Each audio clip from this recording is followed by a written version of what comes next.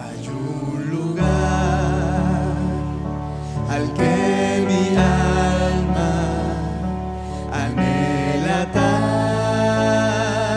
tanto por llegar, una ciudad donde hay descanso y gozo por la eternidad. Sé que pronto allá estaré, con mis ojos yo veré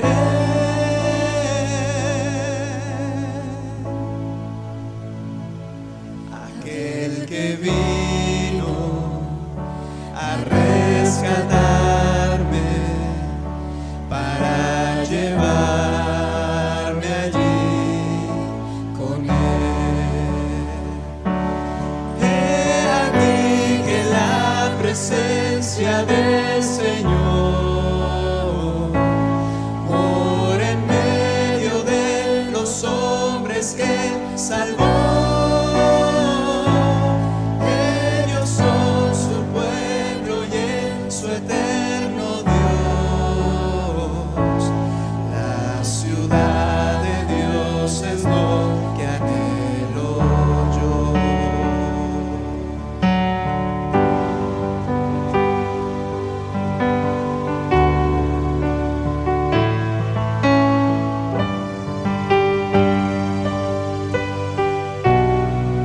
Piensa en ese lugar.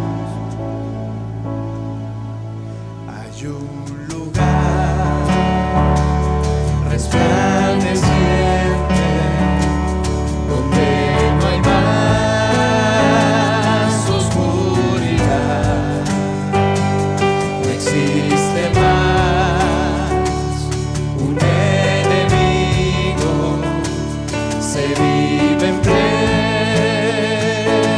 libertad, santa y dulce comunión, sin vergüenza ni temor,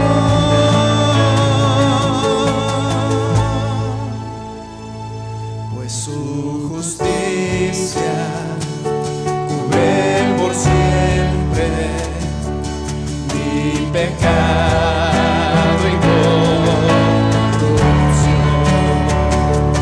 He aquí que la presencia del Señor mora en medio de los hombres que salvó. Ellos son su pueblo y en su eterno Dios. La ciudad de Dios es lo que anhelo yo.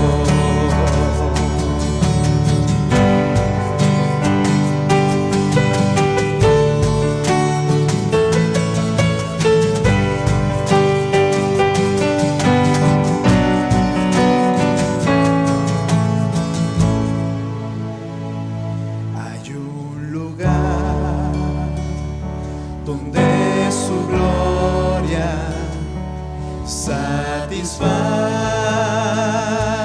el corazón. Recibiré la recompensa, me abrazará mi Salvador. Ya no hay llanto ni dolor, no hay más prueba ni aflicción.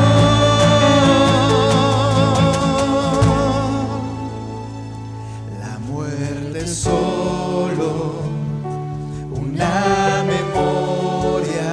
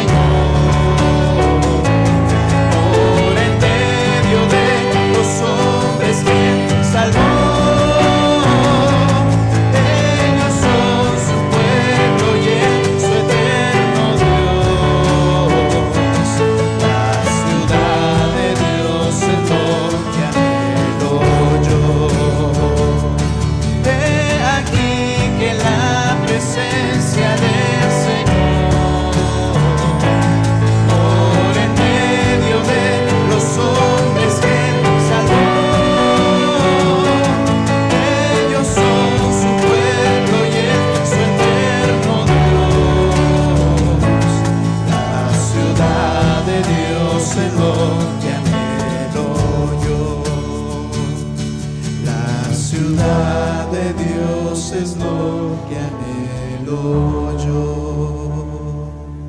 El amor de Cristo.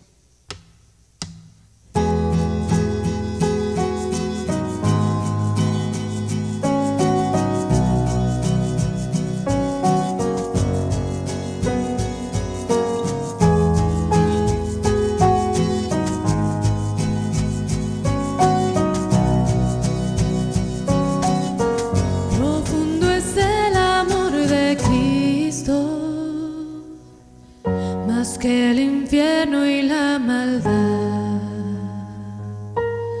dejó su trono y su gloria para traernos hacia Él. Más ancho es el amor de Cristo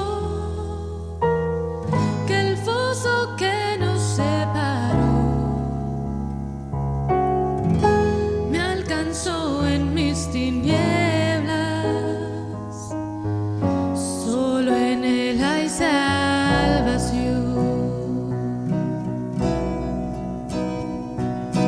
Más profundo que el mar, más allá del cielo está tu amor, me bastará. Más fuerte es el amor de Cristo que mi enemigo más feroz. Me sostiene en la tormenta, las aguas no me cubrirán. Me guiará el amor de Cristo en el más hondo valle. Me pastoreará por siempre, si Él me guarda junto a Él. Más profundo que el mar, más allá del cielo está tu amor, me bastará. Más fuerte que la tempestad, venció el pecado y la maldad. Tu amor me bastará.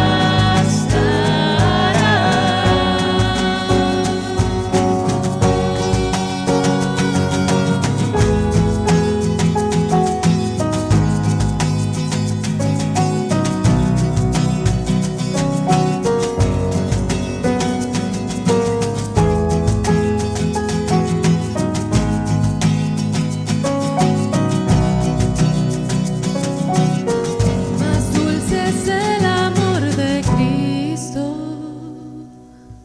mientras más cerca estoy del fin. Disfrutaré su amor por siempre, ante su trono estaré. Me llenará el amor de Cristo,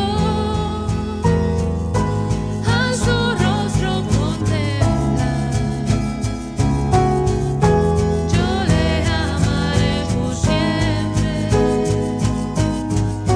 su alabanza cantaré, su alabanza cantaré.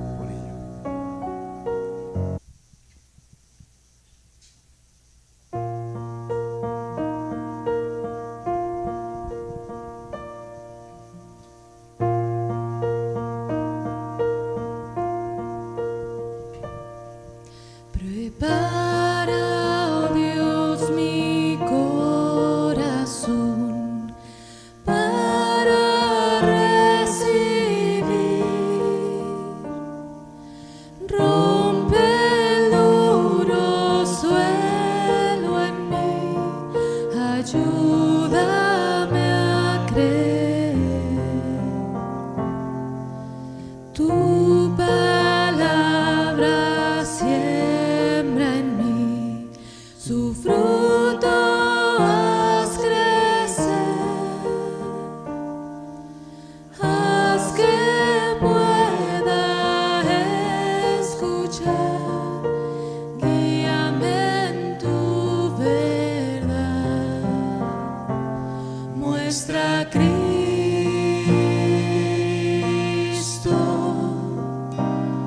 Muestra a Cristo,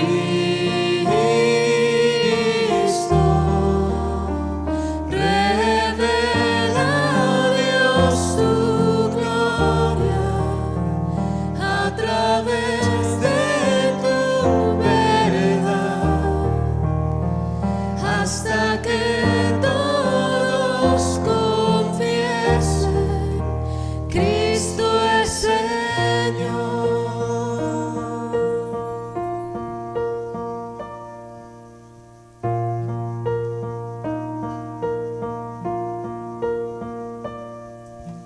Viva luz es tu verdad en mi oscuridad, me guarda en la tentación, sabiduría me da, manjar a los y esclavos libertad, riqueza al alma pobre, ven háblame Señor, muestra a Cristo, muestra a Cristo.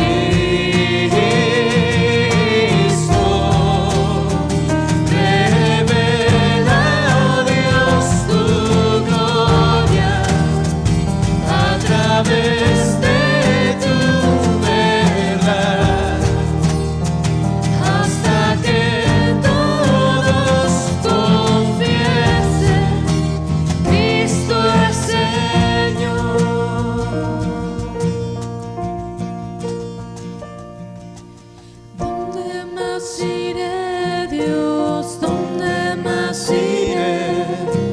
Tienes palabras de vida eterna. ¿Dónde más iré, Dios? ¿Dónde más iré? Tienes palabras de vida eterna. ¿Dónde más iré, Dios? ¿Dónde más iré?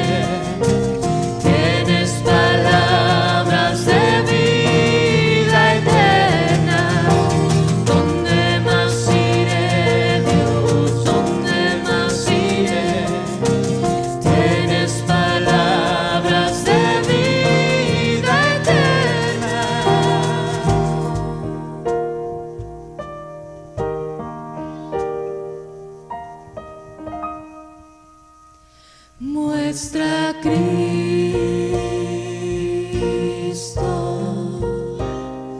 muestra a Cristo,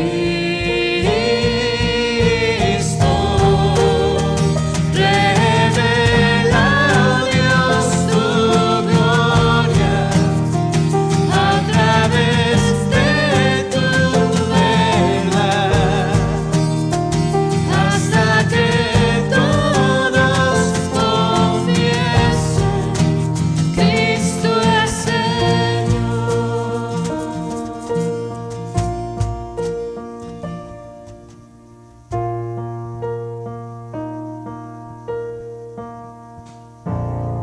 Zona su palabra.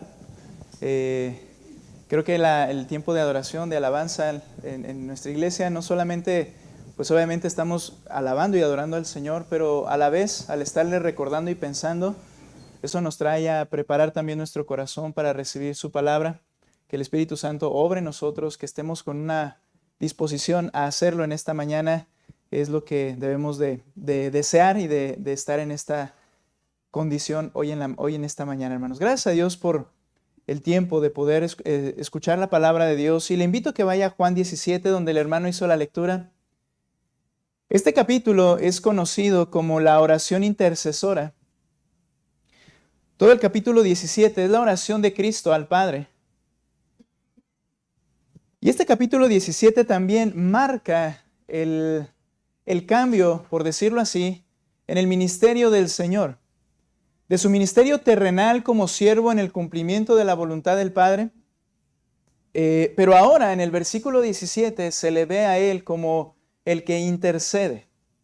Y Él comienza a orar, hermanos. En esta oración vamos a verlo dividido en 3 partes principalmente, y espero poder ver una parte en cada una de las enseñanzas. Es un texto amplio y muchas cosas que ver, pero lo vamos a dividir en 3 partes y nos vamos a dar cuenta, hermanos, cómo el Señor es la labor de intercesor, de intercesión a favor de su pueblo, y es la manera en que también dice la Escritura que Él está y estará por la eternidad con esta disposición, con esta labor delante del Padre a favor nuestro. Hemos visto, hermanos, que en ocasiones anteriores, por ejemplo, el Señor Jesús enseñó a orar a los discípulos y explicaba en un comentario la Biblia de Estudio MacArthur que el Padre Nuestro, ¿lo recuerda? A veces se considera como la oración de Jesús, pero no fue así. Porque el Señor Jesús muy claramente dijo, vosotros pues oraréis así. Alguna vez hace años pasamos por la predicamos acerca de del Padre Nuestro, o la oración del discípulo, como la llamamos. Y veíamos que Él decía, así van a orar ustedes, Padre Nuestro. Pero Él jamás se refirió a su Padre como Padre Nuestro. Él dijo, es mi Padre.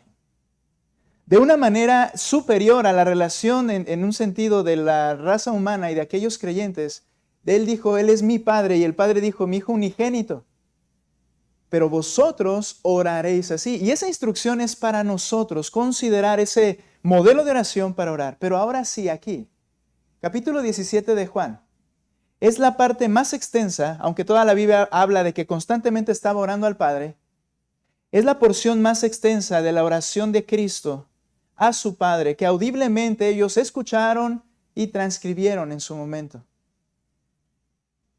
Esta oración, hermanos, la vamos a llamar la oración sacerdotal de Cristo. Y ese es el tema que vamos a iniciar a partir de esta mañana, la oración sacerdotal de Cristo. ¿Por qué decimos que es sacerdotal? Porque hemos de recordar que la labor de un sacerdote en el Antiguo Testamento era interceder por medio de las ofrendas y de los holocaustos a favor del pueblo. Recuerda en el llamado libro Levítico que los sacerdotes exclusivamente eran de la familia de Aarón, y ellos eran los encargados de que cuando el pueblo ofrecía algo al Señor, ellos lo tenían que llevar a cabo ese ofrecimiento a Dios. Y esa era la labor sacerdotal. Ellos estaban a favor del pueblo, delante de Dios. Si lo podemos decir de alguna manera, eran como el intermediario entre Dios y el pueblo. Pero ahora, el Señor Jesucristo es Él, el sumo sacerdote. Él es el intermediario, Él es el intercesor entre Dios y los hombres. Y aquí vemos la oración de Cristo, esa oración sacerdotal. Antes de iniciar con este pasaje, aunque ya estamos ahí en el 17, ponga ahí un separador brevemente y acompáñame por favor a Hebreos. Vamos al libro de Hebreos. Y quiero que note capítulo 7, versículo 25. Bueno, vamos a leer desde el 23, 7:23 al 25. No lo tenía en mis notas, pero es importante tener esto en mente cuando leamos lo que vamos a ver en Juan capítulo 17. La oración sacerdotal de Cristo. Y vea lo que dice Hebreos 7:23. Está hablando el escritor de Hebreos, dice, los sacerdotes anteriores eran más numerosos porque la muerte les impedía continuar. Pero Jesús conserva su sacerdocio inmutable, puesto que permanece para siempre. por lo cual Él también es poderoso para salvar, escuche esto, para siempre a los que por medio de Él se acercan a Dios. Note, puesto que vive perpetuamente para interceder por ellos. Esta es la labor de Cristo. Y no con animales que haya llevado a ofrecer delante del Padre, sino cuál fue el sacrificio que Él entregó al Padre en ese lugar santísimo, en la morada misma del Padre, su muerte. Y dice que Él entonces, al haber hecho esto, es poderoso para salvar a todos los que vienen al Padre por medio de Él. No hay otro camino, dice la Escritura, Juan 14:6. Jesús les dijo, yo soy el camino, la verdad y la vida. Nadie viene al Padre sino por mí. Las personas que se quedaron llevando a cabo rituales para intentar agradar al Padre estaban buscando su propio camino para ir al Padre, pero solamente a través de Cristo. Y luego dice, viviendo perpetuamente para interceder por ellos. Esto es hermoso. Ante el Padre, y lo mencioné alguna vez, el Señor Jesucristo ha presentado su ofrenda, su muerte, y aunque Satanás permanentemente es el acusador de los hermanos, dice la Escritura, y constantemente es el que hace que la persona piense y diga, oye, ¿tú dices que eres cristiano?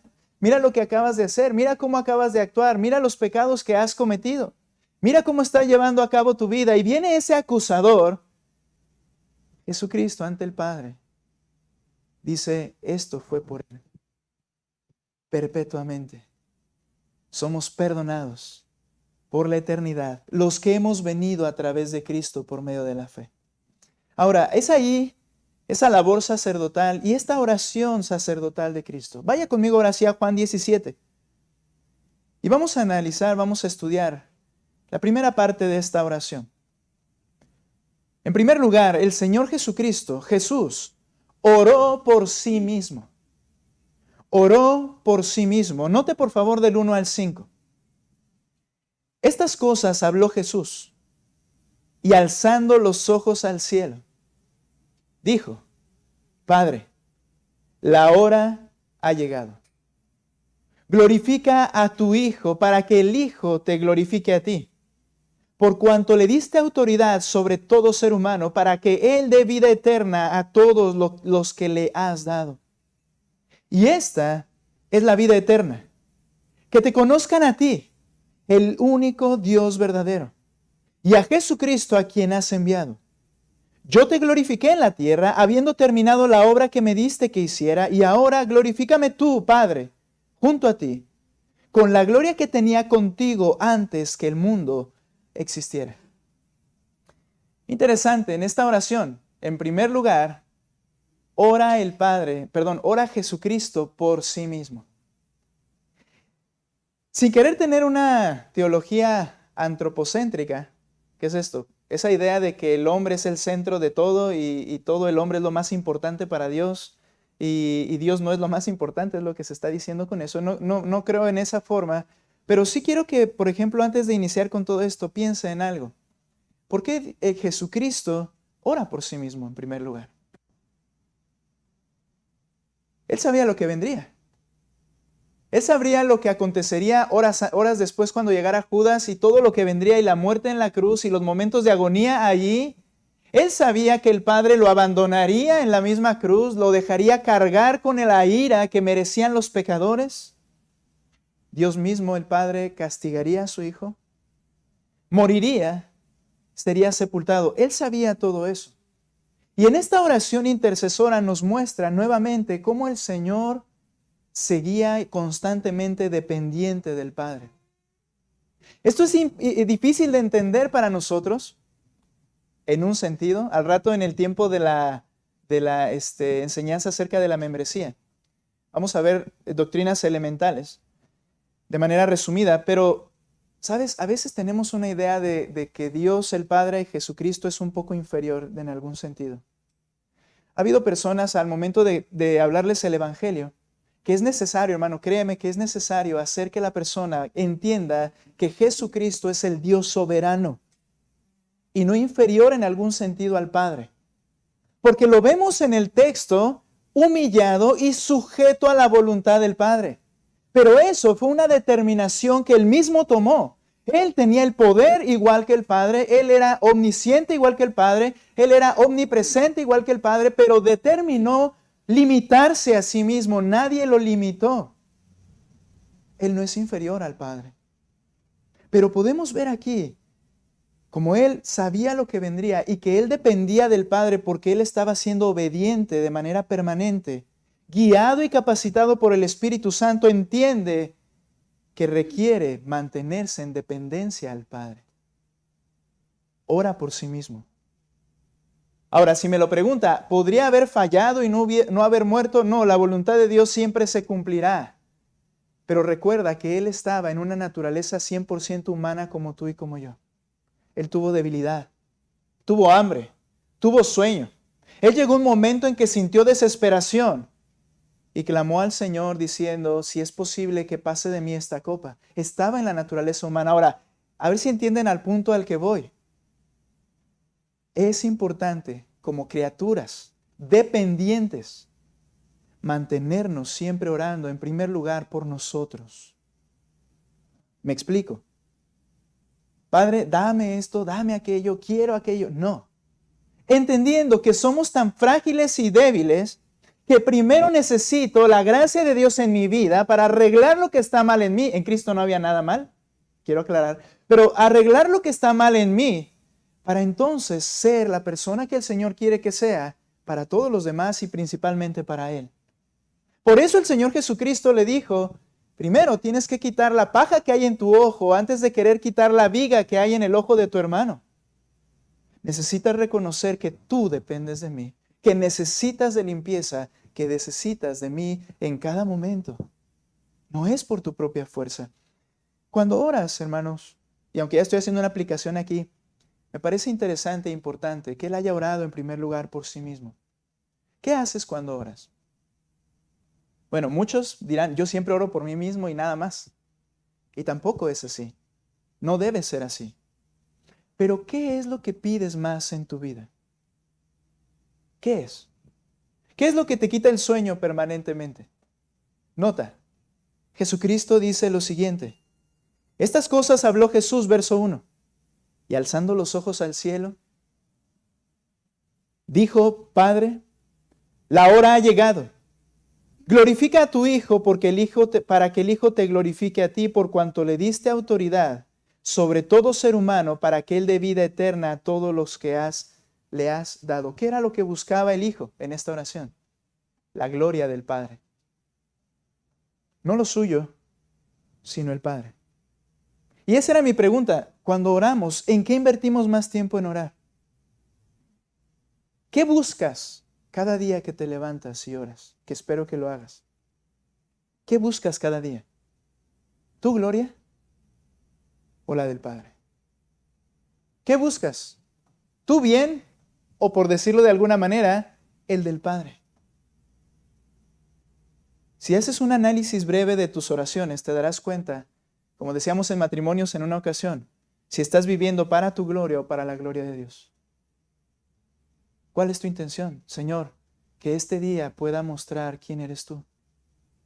Señor, que este día tu Espíritu Santo me capacite, gobierne mis pensamientos y me ayude a tener las actitudes correctas para que sea manifestada tu gloria. Pero ¿qué es lo que más consume nuestras peticiones? ¿Sabes? Esa lista interminable de lista de supermercado en la que quiero. La oración es un acto de dependencia.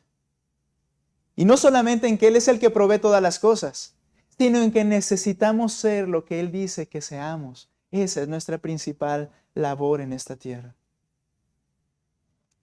Ser lo que el Señor quiere que seamos. El Señor Jesucristo ora por sí mismo.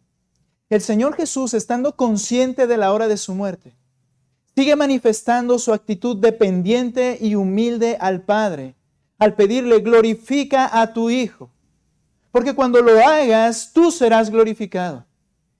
Ahora, expliquemos esto. En una ocasión, estaba con un hermano pastor joven, y estaba el predicador, estábamos escuchando una conferencia, y estaba el predicador diciendo no recuerdo bien el tema, ¿verdad? Pero el punto fue que él dijo algo como que hay que darle gloria al Señor. Hay que darle gloria al Señor. Entonces, mi amigo pastor me tocó a un lado y me dice, ¿podemos nosotros darle más gloria al Señor? Si a Él le pertenece la gloria, la honra, la alabanza, o sea, esta idea, Él tiene toda la gloria, nosotros le podemos atribuir algo. Ahora, no hablamos tanto porque estábamos en la conferencia, pero fue la pregunta. Y uno se queda pensando y decir, ¿qué es lo que queremos decir cuando decimos, o como cuando Cristo dice aquí, para que seas glorificado? O que nosotros digamos, Señor, te damos la gloria. ¿Estaremos hablando correctamente? ¿Le podemos aportar algo al Señor? ¿Algo de su grandeza? Bien, hay que explicar. Glorificar, gloria, viene de la palabra doxazo. ¿Qué significa? Es la declaración, una declaración que reconoce el carácter de Dios, sus atributos perfectos. Es cualquier forma en que se manifiesta la grandeza de Dios, es decir, su gloria. Nosotros debemos glorificar a Dios. ¿Qué es esto? Que de nuestros labios y con nuestro andar hablemos, reflejemos las perfecciones de Dios en todo lugar. Eso es darle gloria a Dios. Debemos hacerlo. No solo con nuestros labios, sino con nuestro andar. Aquí el Señor Jesucristo no decía, glorifica a tu Hijo, y entonces el Hijo iba a comenzar a hablar y decir, aunque Él habló del Padre y lo manifestó. Pero ahí está el punto. ¿Cómo mostró la gloria de Dios? Le dijo el Señor a Tomás, cuando Tomás le dice, muéstranos al Padre y nos basta. ¿Qué le dijo Cristo a Tomás? Tomás, ¿tanto tiempo hace que estás conmigo y dices, muéstranos al Padre? El que ve al Hijo, ve al Padre. ¿Cómo? Su vida glorificaba a Dios. Es decir, su vida manifestaba las perfecciones del carácter de Dios en su andar, en su pensar, en su decidir, en su proclamación y predicación. Todo lo que él hacía reflejaba al Padre. ¿Quieres glorificar a Cristo? La mejor manera es con una vida que refleje esas perfecciones que él posee. Teníamos una pequeña discusión. No discusión, porque eso se va a ir feo, ¿verdad? Ahorita aprovecho que no está mi esposa, pero teníamos una charla acerca de la adoración, de la alabanza. Cosas que tendremos que ir tratando y enseñando y mostrando. He recibido preguntas acerca de esto y no hemos tenido el tiempo de hablarlo, pero acerca de la emoción al momento de adorar al Señor y acerca de las actitudes físicas al momento de adorar al Señor. Y aunque brevemente puedo dar mi postura en el sentido de que cuando una persona está hablando de la grandeza de Dios genuinamente en su mente y en su corazón, como dice la Escritura, en espíritu y en verdad, internamente y basada en la palabra de Dios, lo que Él es, no puedes evitar que las emociones estén en tu corazón y en tu cuerpo y en tu vida porque somos emocionales. Pero, aquí viene el pero. El problema no es ese punto. El problema es que yo puedo hacer muchas cosas, manifestar mucho sentimiento, pero vivir 6 días a la semana como a mí me plazca. Eso es hipocresía. Ahora, yo no soy el policía, ni el semáforo, ni el termómetro de espiritualidad para decir, este lo está haciendo honestamente o aquel no. Pero Jesucristo lo dijo y dice, mira, tales adoradores el Padre quiere que le adoren. ¿Cuáles? Los que adoran en espíritu, habla de interiormente. Porque antes o unos iban al monte de los samaritanos, o otros al templo de Jerusalén, y era todo externo, visible, iban vestidos de blanco para que todos los vieran. No, el Señor quiere adoradores internos. Y sabes, cuando hay una adoración interna, basada en la verdad de la palabra de Dios, la emoción que puede venir va a ser genuina y aceptable y agradable ante el Señor. Pero cuando el resto de la semana es una completa rebelión contra el Señor, ¿cómo puedes decir que por 5 minutos de cantar le estás adorando y glorificando? Es interesante esto. Pero el Señor conoce los corazones. Entonces glorificar es declarar, reconocer quién es Dios. El Señor Jesús pide al Padre que se haga manifiesta la gloria misma del Hijo por la obra del Padre, y entonces así el Padre sea glorificado. Cuando le dice en el verso, miren, verso 1, estamos todavía allí, cuando Él comienza su oración, Padre, la hora ha llegado, y vean lo que le pide, glorifica a tu Hijo, para que tu Hijo te glorifique a ti. ¿Qué estaba en la mente de Cristo? ¿Qué quiere decir cuando dice, tú, Señor, glorifica al Hijo? Estaba en su mente lo que vendría. La muerte y la resurrección. ¿Por qué? Porque lo que le está diciendo es, Señor, Padre, lleva a cabo lo que determinaste. Que yo muera, perfecto. Y que sea levantado al tercer día. Cuando Cristo, fuera levantado al tercer día, sería declarado entonces, sería evidenciado quién era realmente el Hijo. La gloria del Hijo se mostraría, sus perfecciones, que no era un hombre cualquiera. Nota lo que dice Romanos capítulo 1, versículo 4. Padre, glorifica a tu Hijo, le dice, y mira Romanos 1, 4. Lo que dice el apóstol Pablo. Romanos 1, 4.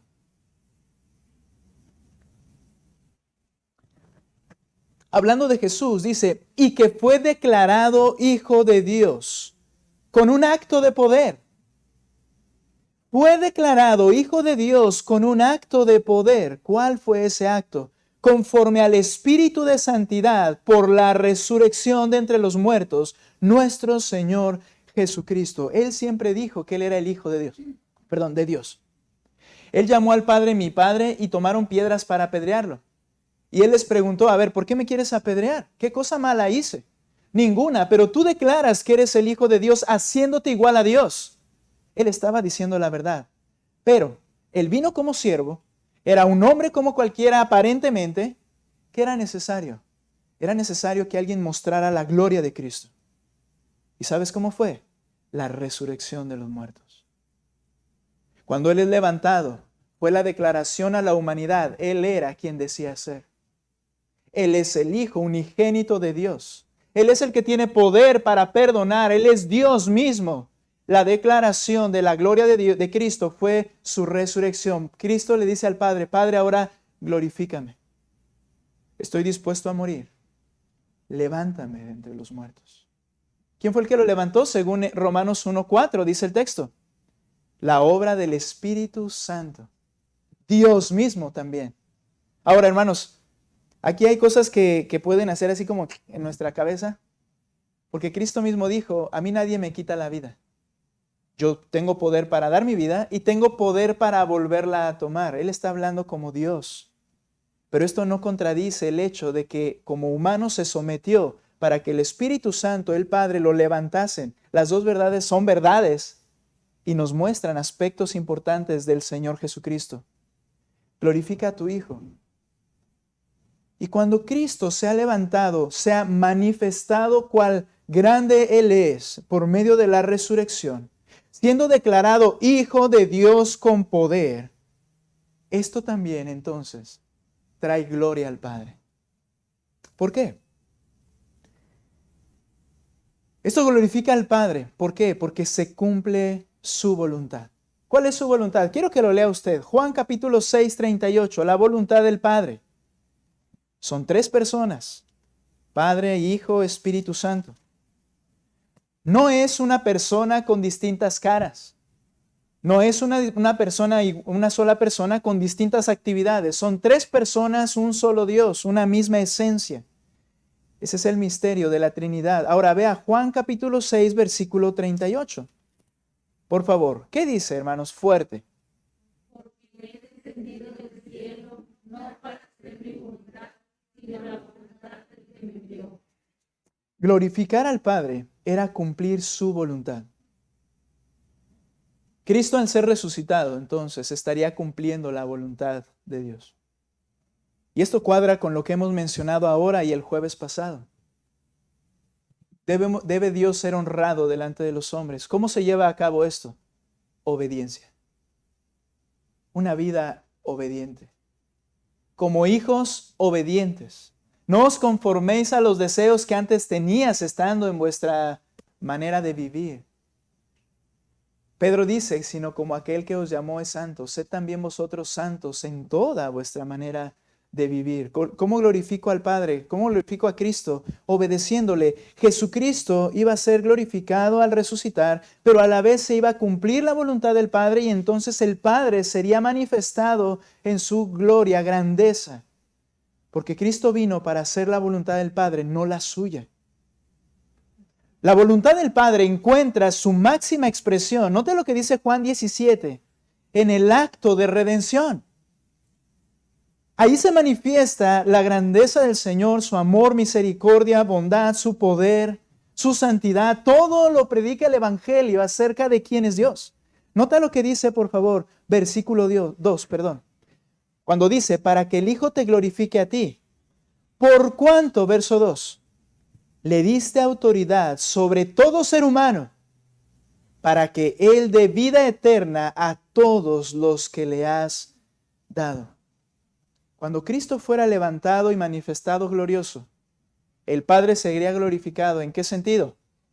En que el Padre tenía un propósito y ahí manifiesta su gloria: salvar a pecadores. La redención. Porque tú le diste autoridad, dice el Padre acerca del Hijo. Diciéndolo de otra manera, Cristo dice, porque tú me diste autoridad sobre todo ser humano, para que dé vida eterna a todos los que le has dado. La voluntad del Padre encuentra su máxima expresión en la salvación de su iglesia. Y hermanos, ojalá podamos convencer a entender esto. Como iglesia, deseamos la gloria del Señor y tenemos un eslogan, una iglesia para su gloria. Y en el centro está la redención de los pecadores. Requerimos entender que somos pecadores, Él nos ha redimido y somos para su gloria. Pero tenemos una labor: salvar a otros por medio de la predicación del Evangelio. No, hermanos, no estamos aquí para pasárnosla bien, solamente porque nos la pasamos bien. No estamos aquí, hermanos, para invertir tiempo y recibir bendiciones en la semana. Estamos aquí porque somos el pueblo redimido por el Señor por su gracia. Somos capacitados ¿para qué? Para hacer luz en el mundo y que aquellos que el Señor tiene en su corazón sean atraídos a sus pies. Es por eso que aquella idea de una iglesia limitada y que no crezca es un problema teológico en realidad. Porque la expresión profunda de la voluntad del Padre es la redención de pecadores. Ahora, aclaro algo aquí. Nuestro éxito no radica en que todo delicia sea para Cristo, como lo he visto escrito en algunos lugares. Hermano, entonces es pesimista. No, claro que no. Pero hay algo que no debemos omitir del texto. Ve lo que dice el 2. Por cuanto le diste autoridad, hablando de Cristo, sobre todo ser humano, para que Él, Cristo, dé vida eterna a todos los que le has dado.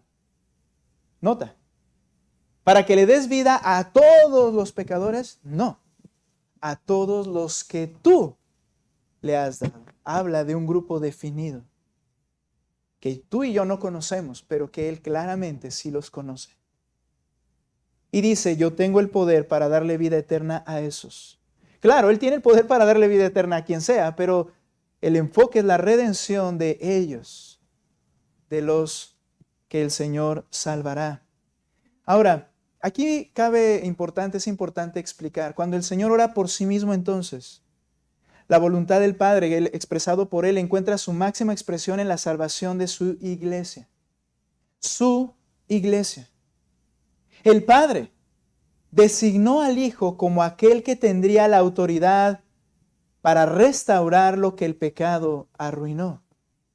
Le diste autoridad sobre todo ser humano para que Él dé vida eterna a todos los que le has dado. Una pregunta que es interesante cuando una vez me la hicieron. ¿Pero qué no Cristo tenía la autoridad si es Dios? Si es Dios, no tiene toda autoridad porque Él es Dios, naturalmente. ¿A qué se refiere aquí dar una autoridad de manera específica a Cristo? ¿Qué es lo que está tratando? ¿Qué es lo que está diciendo el Señor? Mira lo que dice Mateo 1:8, Mateo 9, perdón, 1 al 8. Vamos allá. Mateo 9, 1 al 8.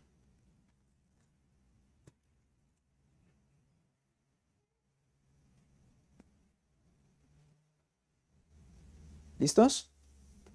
Ok, quiero escucharlos, hermanos. Mateo 9, del 1 al 8.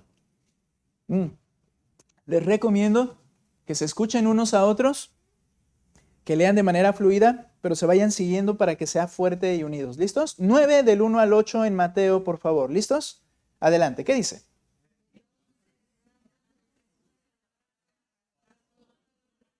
Y vino a su ciudad. Y sucedió que le trajeron un paralítico tendido sobre una cama, y al ver Jesús la fe de ellos, dijo al paralítico: ten ánimo, hijo, tus pecados te son perdonados. Entonces algunos de los escribas decían dentro de sí: este blasfema.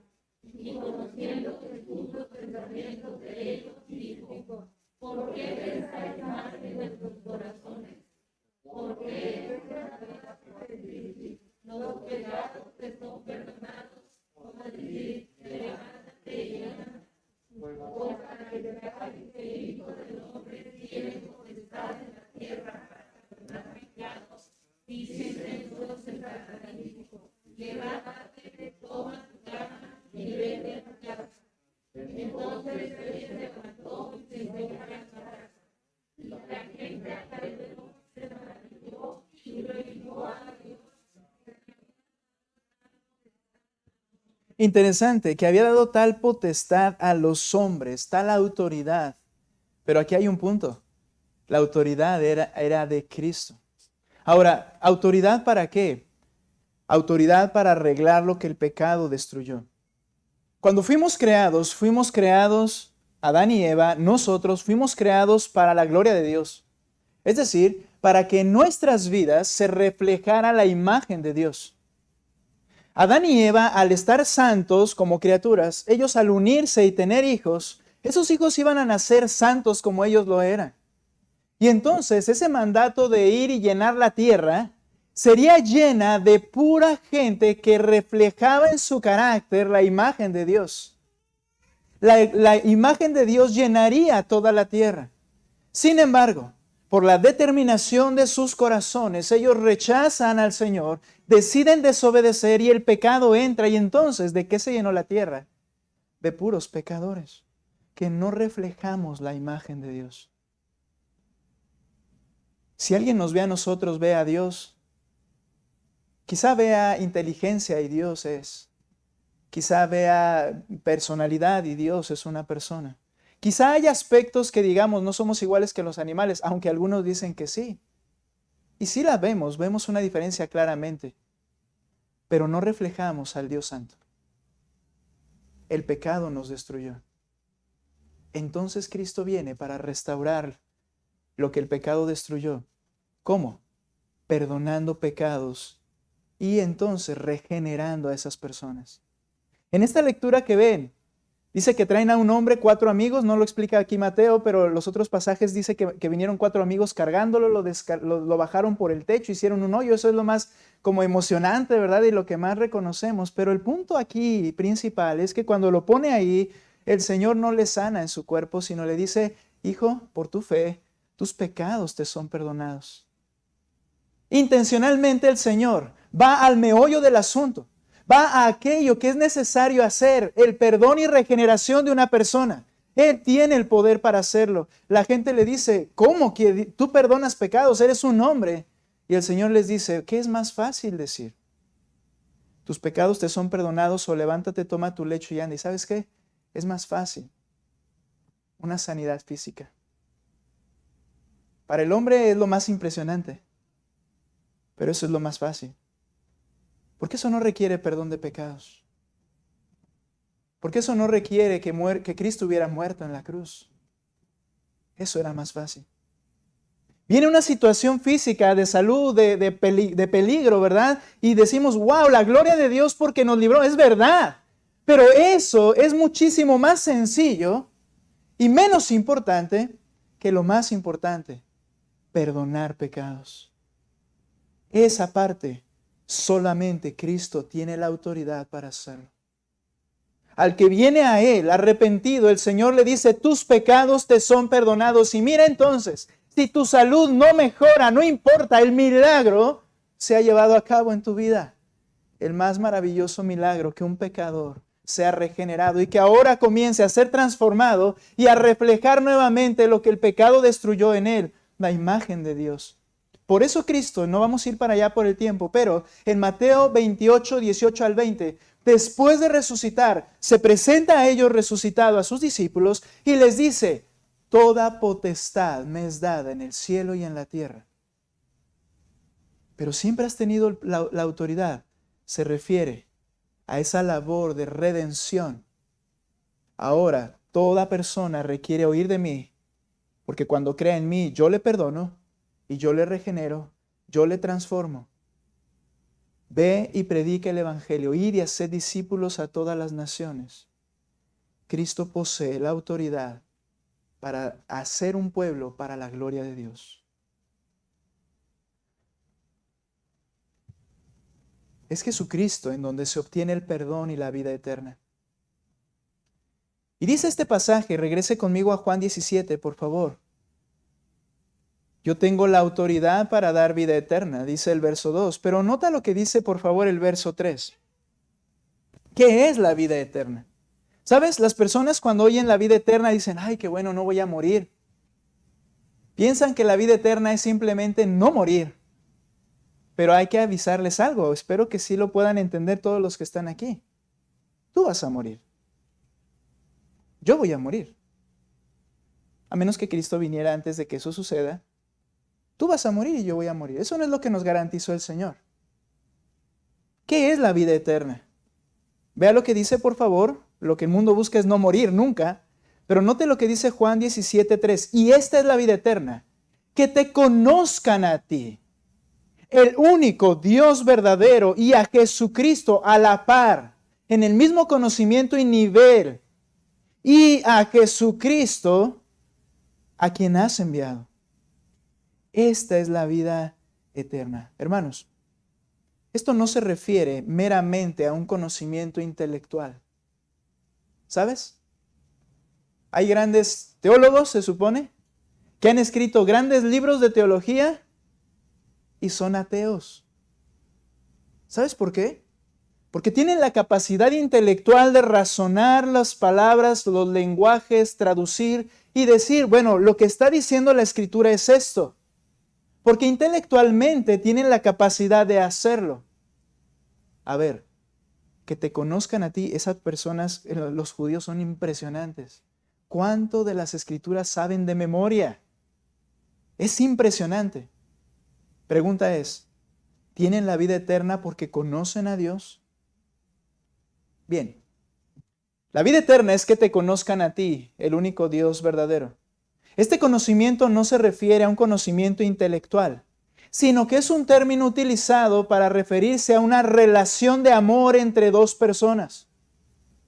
Por ejemplo, cuando Jesucristo iba a nacer, y todavía José y María no estaban en unión, no había sucedido su matrimonio como tal, ya estaban desposados, ya tenían un compromiso que se iba a llevar a cabo en un año. Dice entonces, antes de conocerla, por ejemplo. No quiere decir esto que su papá se la fue y se la consiguió y él no sabía ni quién era y se la topaba en el mercado y no sabía quién era. No. No haberla conocido habla de la intimidad en la relación matrimonial. Y ese término es utilizado en las Escrituras de manera frecuente. Y entonces la conoció. Quiere decir que hubo esa relación íntima de amor. Y cuando este pasaje dice que te conozcan a ti, no es que sepas quién es Dios, qué dice la Biblia, es que tengas una relación de amor con ese Dios. Esa es la vida eterna. Esa es la ciudad de Dios. Es una vida, hermanos, que es eterna, porque el término aquí, cuando dice la Escritura, que es el conocer, es una relación interminable, porque la frase dice que te sigan conociendo a ti. La manera en que está esa frase es que el conocimiento es permanente y constantemente en crecimiento. ¿Y sabes qué? Dios es eterno, Dios es absoluto, Dios es completamente incomprensible. Así es que tendremos la eternidad para seguir creciendo en un entendimiento del carácter de nuestro Dios. Que te sigan conociendo a ti. Esa es la vida eterna. Que te conozcan a ti, el único Dios verdadero. Quiero decir algo, que si por tu mente pasó en este momento el decir, wow, qué aburrido. Sabes, necesitas la gracia de Dios. Porque para aquellos que han creído, dice, Él es precioso. Y considerar esto con entendimiento te lleva a decir, no voy a acabar nunca y siempre voy a estar disfrutando la eternidad. Porque siempre habrá algo que necesito conocer de ese gran Dios. No como los testigos, ¿verdad? De Jehová que mencionan en su doctrina. Que el cielo debe ser en la tierra porque qué aburrido es estar allá. ¿Qué vamos a hacer allá? Bueno, también creo que será en un lugar físico, pero será en una comunicación y comunión con Dios por la eternidad. Eso es hermoso. Ahora, es una relación interminable. Conocer no es solo conocimiento intelectual. ¿Y sabes? ¿Sabes cuándo comenzó esta relación de amor? Esta relación de amor comenzó en el cielo. Ve conmigo a Romanos capítulo 8, por favor.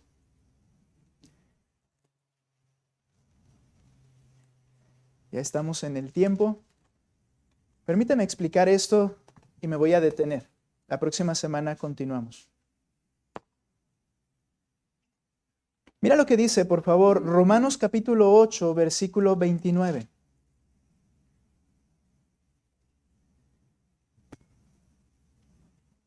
Dice la Reina Valera, porque a los que antes conoció. Misma palabra, mismo término. Ahora, leo como lo tengo yo aquí. Dice el 28. Y sabemos, Romanos, ¿qué les dije? 8:29, ¿verdad? Ay, ahora ando muy, ya, vamos a dejarlo ahí. 29. Porque a los que de antemano conoció, también a ese mismo grupo, nota, habla de un grupo. Porque a los que de antemano conoció, también los predestinó a ser hechos conformes a la imagen de su Hijo, para que Él, el Hijo, sea el primogénito entre muchos hermanos. Quiero seguir leyendo solo para mostrarte algo. A los que predestinó, que es el mismo grupo que antes conoció, a los que predestinó, a esos también llamó. Cuando el Evangelio fue predicado, esas personas oyeron la voz de Dios. ¿Recuerdas que cuando el Evangelio es predicado es Cristo el que está hablando? A esos también llamó, y luego dice ahí, y a esos también, a los que llamó ese mismo grupo, a esos también justificó, y a los que justificó, es decir, que les otorgó la justicia de Cristo, verso, parte final, a estos también glorificó. Y lo dice en pasado. Nota, por favor, me voy a regresar con esta misma imagen, que este mismo grupito o grupote grande, no sabemos el número, son millones, pero lo conoció antes de todas las cosas. Esto se llevó a cabo en el cielo. Obviamente tú y yo no lo sabíamos ni estábamos, pero esto implica que Dios fue el que llevó a cabo esa relación de amor. Él fue el que te amó sin que siquiera hubieras nacido. A esos que Él entonces conoció, Él ordenó de antemano que fueran transformados a la imagen de su Hijo, porque para eso es su labor, ¿recuerdas? Restaurar lo que el pecado corrompió. Este grupo será hecho a la imagen de su Hijo, predestinó para ser hechos conforme a la imagen de su Hijo. A estos que Él entonces predestinó para esa transformación, dice, estos justificó, les otorgó por medio de Cristo y su muerte la justicia perfecta de Él. A estos también entonces, dice ahí, a los que justificó, a estos también glorificó. Para el Señor ya estamos en su gloria. Y ese mismo grupo lo conoce perfectamente. Por eso Cristo dice, me diste poder para dar vida eterna a los que tú me diste. Habla de un grupo en específico. Esto es, hermanos, lo que muchas veces rechazamos pensar acerca de la obra electiva de Dios. ¿Sabes? Esto no debe causarnos mucho problema. Tendríamos otra oportunidad para hablar de que, oye, eso es justo, debería el Señor haber a todos y mejor a nadie, y entonces cada quien conforme vayan queriendo. Es que ahí está un grave problema, hermanos. Leíamos la semana anterior, nadie busca a Dios. Si fuera, déjalos y que los que quieran vengan, nadie va a venir. Y Él los llama, me faltó eso, cuando Él llama y esa persona oye la voz del Señor a través del Evangelio, dice, Señor, aquí está, perdóname. Es a través de Cristo. Esto comenzó en el cielo y Jesucristo lo lleva a cabo. Nota por favor Juan 10, 24 al 30. Estoy terminando esta idea, ya se los prometí, ahí voy. Juan 10, 24. ¿Dónde? ¿Sí? Ok. Es cuando el Señor está hablando de sus ovejas. ¿Sí? Juan 10, 24 al 30. Ok, muy bien. ¿Qué versión trae usted, hermano? No sé qué. Juan 10, 24. ¿Listos? Vean lo que dice, por favor. Entonces los judíos le rodearon. Él estaba en la tierra. Le rodearon y le decían, ¿hasta cuándo nos vas a tener en suspenso? Si tú eres el Cristo, dínoslo claramente. Jesús les respondió, se lo he dicho a ustedes. Mi Padre, y por eso lo querían apedrear. Le dice, pues ya te lo dije. ¿Pero qué dice? Pero no creen. Las obras que yo hago en el nombre de mi Padre, estas dan testimonio de mí, que Él es el Mesías. Pero nota este verso 26, pero ustedes no creen porque no son de mis ovejas. Nota que habla de una posesión previa. No dice porque no serán de mis ovejas, sino que dice no son. Yo los conozco, el Padre los conoce, ustedes no son. Y por eso, ¿qué haces? Voluntariamente y determinadamente no quieres. No te importa, no te gusta. Oiga, pastor, pero a mí en ocasiones no me gustó cuando me estaban predicando. Es verdad, porque es la obra del Espíritu Santo que lleva a cabo de convicción. Pero cuando Él te convence, ya no hay vuelta atrás. Dice, no creen porque no son de mis ovejas. Y entonces da características de estas ovejas. Verso 27, mis ovejas oyen mi voz. Cuando Él entonces es hablado en el Evangelio, esas ovejas atienden la voz del Señor. Dice ahí, mis ovejas oyen mi voz, yo las conozco y resultado, me siguen. Algunos rechazan la idea de la elección porque mencionan y dicen, es que, a ver, hay unos que dicen, yo soy elegido, puedo vivir como yo quiera, yo voy al cielo porque soy elegido de Dios. Sí, es verdad, hay gente perversa que dice de esa forma. Esto es hermoso. Mis ovejas yo las conozco. Oyen mi voz, escuchan el Evangelio y lo reciben al momento en que va a ser, ¿sí? Pero luego dice, y me siguen. No son personas, no son personas, olvidé la palabra. Ahorita si la recuerdo. Son personas que realmente están dispuestas a vivir en Cristo. No son esos que dicen, yo vivo como yo quiera, voy al cielo, puedo hacer lo que yo quiera, no me interesa la Escritura, no me gusta ir a la iglesia, pero yo soy elegido. No es eso lo que enseña la Biblia. Dice que sus ovejas, los que Él conoce, y permítame usar este término que puede ser así como espinoso, sus elegidos, cuando creen el Evangelio, les siguen. De hecho, Cristo les dice, ok, a ver, tú dices que eres mi discípulo, bien. Si permaneces en mi palabra en el futuro, quiere decir que lo eres. Porque seguirás a mí permanentemente, porque es una relación eterna, ¿lo recuerdas? Inagotable. Comienza en el cielo y Jesucristo lo lleva a cabo. Termino con este texto esta mañana. Acompáñame a Efesios capítulo 1, versículo 4, por favor. Dijo el Señor, esta es la vida eterna, que te conozcan a ti, el único Dios verdadero, y a Jesucristo a quien has enviado. Y Él tiene el poder de dar vida a todos los que les ha dado. Y nota lo que dice Efesios capítulo 1, versículo 4 al 5. Porque Dios, dice Pablo, a la iglesia ya está en funcionamiento. Porque Dios nos escogió en Cristo antes de la fundación del mundo, para que fuésemos santos y sin mancha delante de Él. ¿En quién? En Cristo. Todo elegido vendrá y se postrará ante el Señor Jesucristo y le pedirá perdón. Es en Cristo.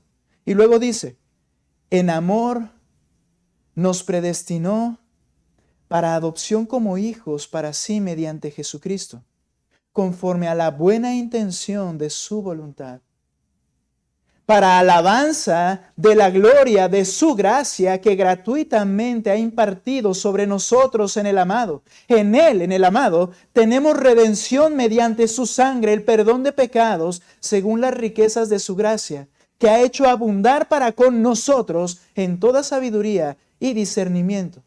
Nos dio a conocer el misterio de su voluntad, según la buena intención que se propuso en Cristo. Noten, hermanos, el Señor entonces, que tiene poder para dar vida y vida eterna, dice: a los que tú me diste. Es hermoso pensar que soy perdonado, justificado y adoptado para una relación permanente y eterna con Dios. El Señor ora por él, le pide al Señor: glorifícame para que tú seas glorificado. Cada vez que un pecador viene, la gloria de Dios es puesta en evidencia en la salvación de los pecadores. Hermanos, ese es nuestro propósito como iglesia. Que los pecadores oigan el Evangelio y los que son de Cristo vengan a sus pies y luego nos edifiquemos juntos y vamos por otro. Y digo, no hasta que acabemos de edificar a ese, sino que esa será nuestra vida como iglesia. El Señor oró por él. La próxima semana veremos cómo ora por sus apóstoles y ora por mí, literalmente. Vamos a terminar orando. Señor, gracias por manifestar tu gloria. Eres perfecto, santo. Gracias, Padre, porque esto nos humilla, el que tú hayas pensado en mí desde antes de la fundación del mundo, que te hayas vinculado con pecadores